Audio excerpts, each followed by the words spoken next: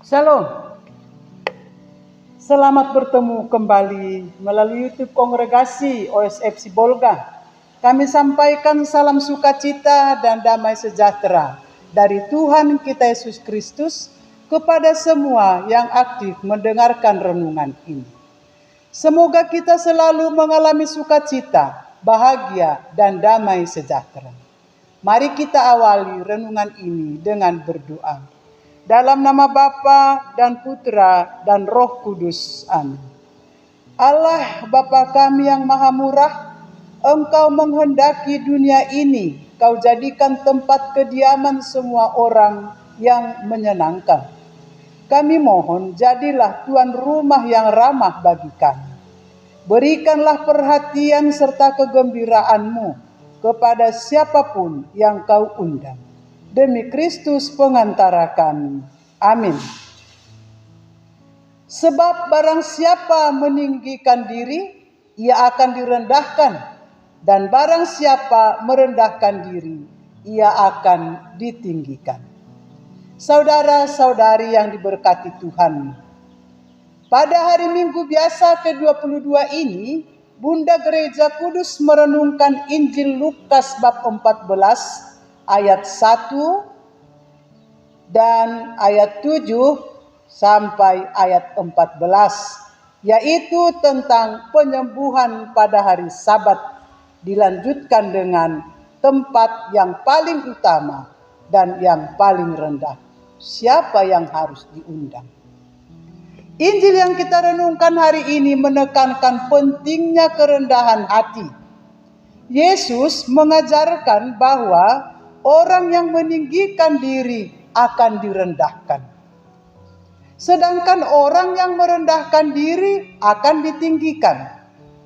Dalam konteks perjamuan, Yesus menyarankan untuk memilih tempat duduk yang rendah karena mungkin ada tamu yang lebih terhormat. Ia juga menyarankan agar mengundang orang-orang yang tidak mampu membalas undangan, seperti orang miskin, orang cacat, orang lumpuh, dan orang buta.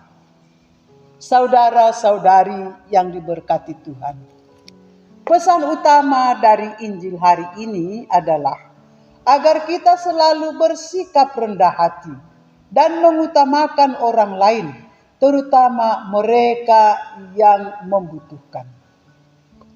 Beberapa kata kunci yang perlu kita perhatikan dan renungkan. Yang pertama adalah kerendahan hati. Yesus mengajarkan bahwa kerendahan hati adalah sikap yang penting dalam hidup, baik dalam pergaulan sosial maupun dalam hubungan dengan Tuhan. Yang kedua, tidak sombong. Jangan kita merasa lebih baik dari orang lain, tetapi selalu rendah hati dan menghargai orang lain. Mengutamakan orang lain. Yesus menunjukkan bahwa kita harus mengutamakan orang lain. Tetapi mereka yang membutuhkan pertolongan. Kemudian kata berbahagia. Orang yang rendah hati dan mengutamakan orang lain akan berbahagia, karena mereka akan mendapatkan kebahagiaan yang sejati. Lalu teladan Yesus. Yesus sendiri melayani orang lain dengan penuh kerendahan hati. Merendahkan dirinya, bahkan sampai ia dianggap sebagai seorang yang hina. Dengan merenungkan firman Tuhan yang kita dengarkan pada hari ini, kita diingatkan juga untuk selalu bersikap rendah hati, mengutamakan orang lain, dan meneladani Yesus dalam hidup kita. Semoga ya, amin. Marilah berdoa. Allah Bapa sumber kehidupan, kami bersyukur atas rahmat-Mu yang membimbing peziarahan hidup kami. Semoga segala sesuatu yang kami lakukan merukunkan kami serta membangkitkan harapan yang tidak pernah mengecewakan. Demi Yesus Kristus Putramu yang telah memberi teladan kepada kami dan menjadi pengantara kami di hadapan-Mu kini dan sepanjang masa. Amin. Dalam nama Bapa dan Putra dan Roh Kudus. Amin. Shalom.